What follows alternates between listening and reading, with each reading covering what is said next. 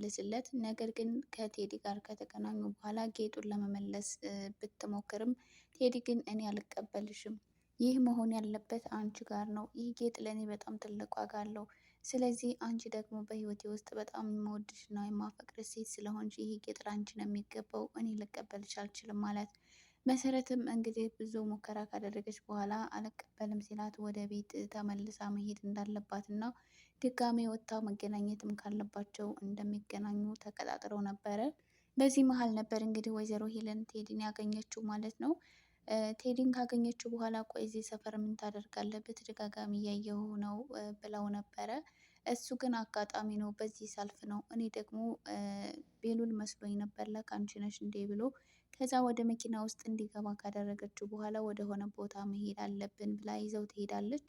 ቴዲ ግን በዚህ ሰዓት አልሄድም ማለት በጣም ከብዶት ነበረ። ምክንያቱም ልትነቃ ትችላለች ብሎ ስላሰበ ማለት ነው። እንግዲህ ሆነ ቦታ ሄደው ቁጭ ብለው ትንሽ ካወሩ በኋላ ቴዲ እኔ መሄድ ይኖርብኛል፣ ከዚህ በኋላ እዚህ ከአንቺ ጋር መቆየት አልችልም ይላታል። እንግዲህ ወይዘሮ ሄለንም አረ ሌላ ቦታ የምወስድ ቦታ አለ፣ ስለዚህ አብረን መሄድ አለብን ስትለው ቴዲ ግን ሚስቴ ትጠብቀኛለች፣ ስለዚህ መሄድ ይኖርብኛል ብሎ ከመኪና ይወርዳል ማለት ነው። ወይዘሮ ሄለን እንግዲህ ቆይ ሚስቴ ምናምን ማለት ከመቼ ጀምሮ ነው እንደዚህ ማለት የጀመረው ነው ወይስ እኔን ለማናደድ እየሞከረ ነው እያለች ነበረ። እንግዲህ ወይዘሮ ሄለን ከመኪና ወርዳ ልትከታተለው ሞክራለች ማለት ነው። ቴዲ ግን ልትከታተለው እንደምትችል በደንብ ስላወቀ ቴዲ ተደብቆ ወይዘሮ ሄለንን ይመለከታታል። ወይዘሮ ሄለን እንግዲህ ቴዲን ለመከታተል ስትሞክር ቴዲ ከተደበቀበት ብቅ ብሎ ቆይ አንቺ እኔን እየተከታተልሽኝ ነው አይደል?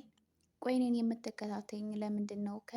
ከአንቺ ውጪ ሰው ማግኘት አልችልም ማለት ነው? በጣም በተደጋጋሚ ስትከታተይኝ አይችሻለሁ። ስለዚህ እኔ መከታተል ልታቆሚ ይገባል ብሎ የመጨረሻ ማስጠንቀቂያ ይሰጣታል። ወይዘሮ ሄለንም ቆይ አንተ ከመቼ ወዲህ ነው እንደዚህ እኔን መናገር የጀመርከው? በጣም የጠገብክ አልመሰለህም ብላ ትለዋለች ማለት ነው። ቴዲ እኔና አንቺን የሚያገናኘኝ የስራ ጉዳይ ብቻ ነው እንጂ ስለሌላው ህይወቴ ምንም አይመለከትሽም። ስለዚህ በእኔ ህይወት ውስጥ ጣልቃ ለመግባት አትሞክሪ፣ ሁለተኛ እንዳትከታተይኝ ብሏት ይሄዳል። ወይዘሮ ሄለን እንግዲህ ከዚህ በኋላ እንደምከታተለው ሊያውቅ ይችላል ብላ ስላሰበች ተመልሳ ወደ መኪናዋ ትገባለች። መሰረትም እንግዲህ ቴዲን ከብዙ ደቂቃ በኋላ ቴዲ ይመጣላታል። እንግዲህ ቆየት ሄደህ ነው እዚህ ነው የምጠብቅሽ ብለኸኝ አልነበረ ወይ ስትለው እሱም ደግሞ አዎ የሆነ ሰው ማግኘት ነበረብኝ እና ሂድ ብዬ ነው ብሎ ከዛ ተያይዘው ጥሩ ቦታ ሄደው ጥሩ ጊዜ አሳልፈው ይመለሳሉ ማለት ነው።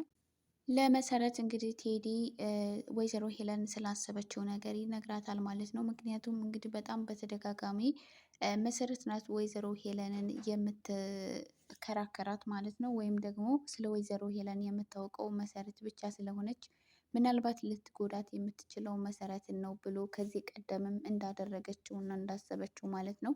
ስለዚህ ይሄንን ስለሆነ ቴዲ ያሰበው መሰረት ራሷን እንድትጠብቅና ወይዘሮ ሄለን የምትሰጣትን ማንኛውንም ነገር መጠቀም እንደሌለባት ያስጠነቅቃታል ማለት ነው። ከቻልሽ ደግሞ ቤተሰቦችሽንም ቢሆን ለመጠበቅ ሞክሪ ብሎ የተፈጠረውን ነገር ወይዘሮ ሄለን ከእነሱ ቤተሰብ ውስጥ አንድን ሰው መጉዳት እንደምትፈልግ እና ለዚህም ነገር ደግሞ የሚመርዝ መድኃኒትን ገዝታ እንዳዘጋጀችም ጭምር ነግሯታል ማለት ነው። እንግዲህ መሰረት ይሄን ነገር ስትሰማ በጣም ደንግጣ ነበረ። ምናልባት ወደ ቤት ስትሄድም የሆነ ቤተሰብ የሆነ ነገር ሆኖ እንደሚጠብቃት አይነት ነበር የደነገጠችው ማለት ነው። እና ወደ ቤት መሄድ አለብኝ ብላ ቤተሰቦቿን ለማግኘት በጣም ጓጉታ ነበር ማለት ነው። ምክንያቱም መሰረትንም ከዚህ ቀደም አስጠንቅቃት ነበረ ማለት ነው። ከቤሉል ጋር ስታወራ ስለተመለከተቻት ምናልባት ስለ እኔ አንዲት ነገር ብታወሪና አንዲት ነገር ትንፍሽ ብትይ አንቺ የምትወጂውን ሰው ከመካከላቸው ታጫለሽ ብላ ቤተሰቦችሽንም እጎዳቸዋለሁ ብላ አስጠንቅቃት ነበረ ማለት ነው። እና ቴዲ ደግሞ ይሄንን ነገር ሲነግራት ምናልባት ከዚህ ቤት ድረስ እስከምትሄድ የሆነ ነገር ሆነው የሚጠብቋት መስሏት በጣም ደንግጣ ነበር ማለት ነው። ቴዲ እንግዲህ ነገሩን በደንብ ካስረዳትና ካረጋጋት በኋላ ወደ ቤት እንድትሄድ ይሸኛታል ማለት ነው። እንግዲህ መሰረት አሁን ላይ በጣም ተጨንቃለች፣ ምን ማድረግ እንዳለባት እና ቤተሰቧን ከወይዘሮ ሄለን እንዴት መጠበቅ እንዳለባት በጣም ተጨንቃለች። ቴዲ ግን በማንኛውም ሰዓት ከጎኗ እንደሚሆንላት እና ወይዘሮ ሄለን ደግሞ ቴዲን ሳታማክር ምንም ነገር እንደማታደርግ እና ያለውን ነገር ከሷ እያጣራው ለአንቺ የምነግርሽ ይሆናል። አንቺ ግን ራስሽን ጠብቂ፣ ቤተሰብሽንም ለመጠበቅ ሞክሪ ብሎ ደግሞ እኔ ያለሁልሽ ምንም አትሆኝም ብሎ ይነግራታል ማለት ነው። መሰረት ግን ምንም ቢሆን አንተ ልትደርስልኝ ወይም ደግሞ ልታውቅ የምትችለው ነገሩ ከተፈጠረ በኋላ ነው። ስለዚህ መቼም ቢሆን ልትደርስልኝ አትችልም ብላ ትነግረዋለች ማለት ነው። ምንም አታስቢ፣ እኔ የወይዘሮ ሄለንን እያንዳንዱ እንቅስቃሴዋን እያጣራሁና እየጠየቀው ለአንቺ መረጃውን እነግርሻለሁ። ስለዚህ ምንም አትጨነቂ ይላታል። መሰረት ቴዲ ይሄንን የሚያክል ተስፋ ስለሰጣት በጣም ደስ ብሏታል። ምንም ቢሆን በቴዲ ላይ ያላት ትንሽ ጥርጣሬም ቢሆን እየጠፋላት እና ቴዲን እያመነችው ነው ማለት ነው። ሌላው ደግሞ ኤልሹ ናት። ኤልሹ እንግዲህ በሁሉም ዘንድ በሁሉም ሰው ተወዳጅ የሆነችው ኑኑዬን ለመምሰል በጣም ሙከራ እያደረገች ነው። እሷ እንደምትለብሰው አለባበስ አይነት እየለበሰች እንደዚሁም ደግሞ ፀጉሯን ሹርባ እየተሰራች እና ኑኑን ለመምሰል እየሞከረች ነው ማለት ነው። እንግዲህ ይህ ነገር የኤልሹ ድርጊት በጣም ብዙን ሰው አስገርሞታል። ቆይ ምን እየሆንሽ ነው እያለች ወይዘሮ ሄለንም ራሱ እያለቻት ነበረ ማለት ነው። ቆይ የለበሽው ልብስ ምንድን ነው? የኑኑ እኮ ነው አውቀሽዋል ወይ እያለቻት ነበረ። ኤልሹም እንግዲህ አዎ ለፎቶ ነው የለበስኩት፣ ፎቶ ተንስቼ እመልስላታለሁ ብላ ነበረ። የኤልሹ ሁኔታ ኑኑንም አልገባትም። ቆይ የኔ ልብስ እኮ ለፎቶ አይሆንም፣ የራስሽን ልብስ አትለብሽም እንዴ ብላ እያለቻት ነበረ ማለት ነው። ግን ያንቺም ልብስ የኔም ልብስ ያው ነው፣ አንቺም ሰው እኔም ሰው ነን፣ ስለዚህ ለምንድን ነው ራስሽን ዝቅ የምታደርገው እያለች ኑኑን እያለቻት ነበረ ማለት ነው። እንግዲህ በኤልሹ ንግግር በጣም ብዙ ሰው እየተገረመ ግራም እየተጋባ ነው። እንግዲህ ይህንን ነገር ለማድረግ ያነሳሳት ነገር ምንድን ነው? አዶኒ ልክ የምን አይነት ሴት ነው የምትወዳት ብላ በጠየቀችው ሰዓት በጣም ሳቂታ ስነ ስርዓት ያላት እያለ የሚፈልገውን መስፈርቱን ከነገራት በኋላ እንግዲህ እሱም ኑኑን ወዷት ስለነበረ ኑኑን ለመምሰል ነው እንግዲህ በአዶኒ ፊት ተወዳጅ ለመሆን እየሞከረች ያለችው ማለት ነው። እንደ ነገራትም ምንም የሚያስቅ ነገር ሳይወራ እየሳቀች ነበረ ማለት ነው። አዶኒም ቆይ ምን እየሆንሽ ነው እያለ ምንም የሚያስቅ ነገር እኮ አልተናገርኩም፣ ምንድን ነው የሚያስቅሽ ሲላት ሳቂታ ታወዳለሁ ብለህ የለም እንዴ እያለች ነበረ ማለት ነው። እውነት ያንን ለማድረግ ነው እንደዚህ የምትጃጃየው እያለ ሲነግራት ነበረ ማለት ነው። ሌላው ብዙውን ሰው ያበሳጨውና በጣም ብዙ ሰው የተናደደበት ነገር ምንድን ነው? የኑኑ ጉዳይ ነው። ኑኑ አሁንም ቢሆን ጅልነቷን አልተወችም።